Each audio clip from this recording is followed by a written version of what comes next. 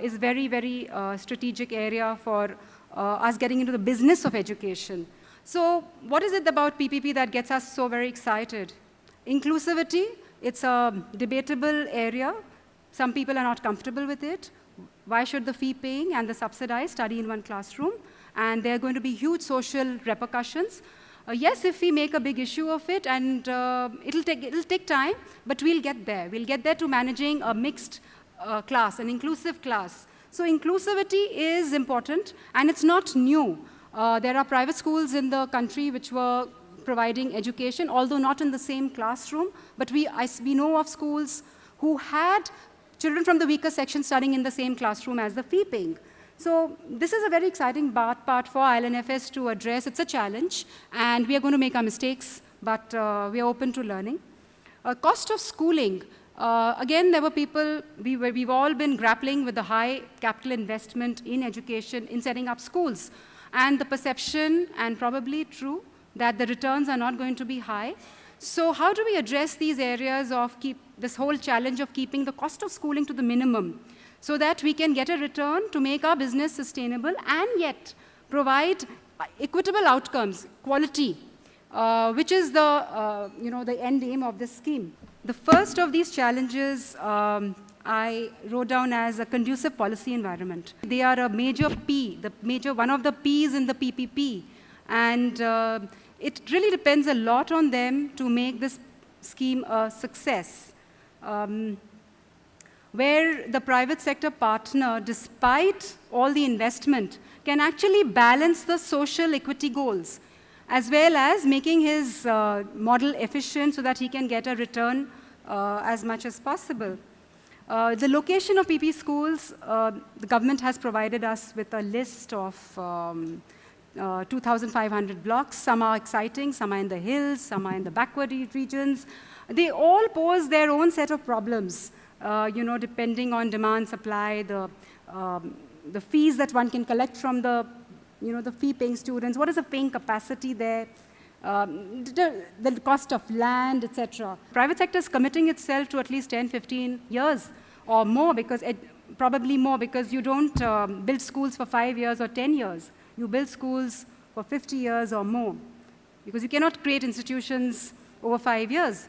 So unfortunately, this is the problem in our country, where we look at incremental planning. We look at a 5-year plan, whereas we should be looking at a 50-year plan. So this is a big risk and a challenge area where we feel that we're exposing ourselves. And again, the adverse selection of partners, because the whole scheme depends on like-minded people with financial bandwidth, with a commitment to quality and intellectual bandwidth to making the scheme a success. We can't have a few dropouts along the way, because it probably endanger the entire vision and the objective of the scheme.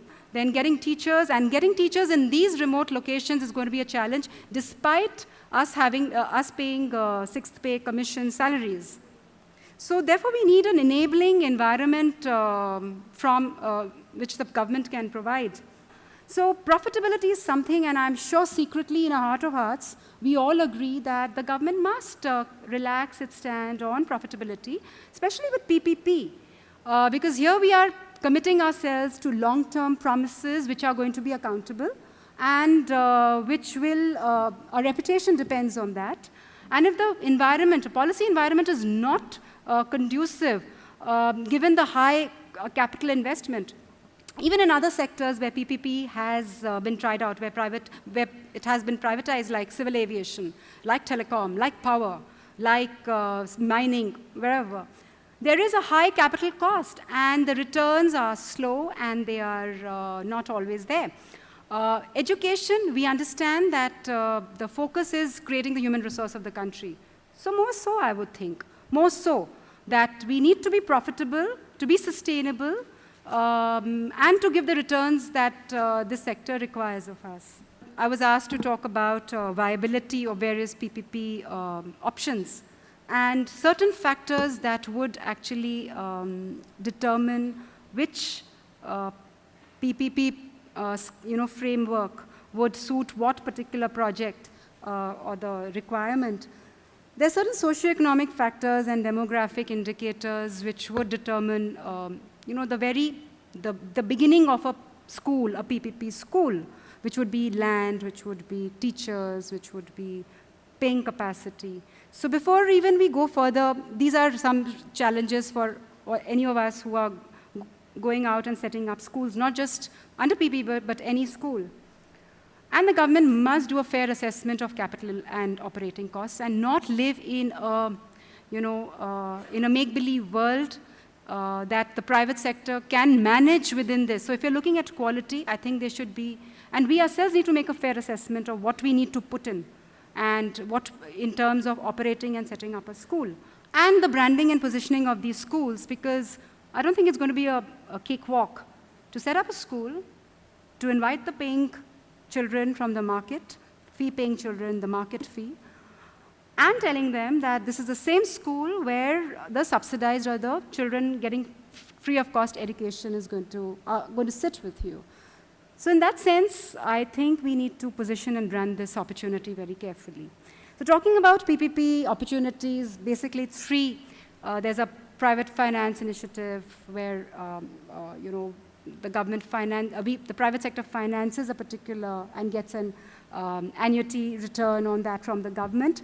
And this hasn't happened very successfully in the government because the huge cost of annuity that they look at the onset of a 20-year engagement with the private sector.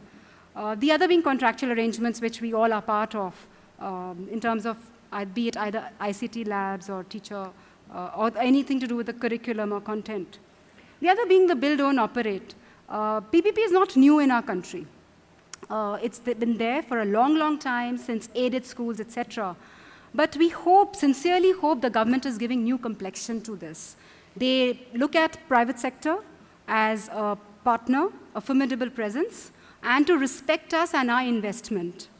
So in terms of viability of different PPP models, we try to, grade them where the risk lies maximum, and that is in the build, own, operate model. The PFI and the service contracts are still easier. So it is basically in these build, own, operate, the model schools that the MHRD is coming up, and such projects by other state governments, where the risk is the highest. Thank you.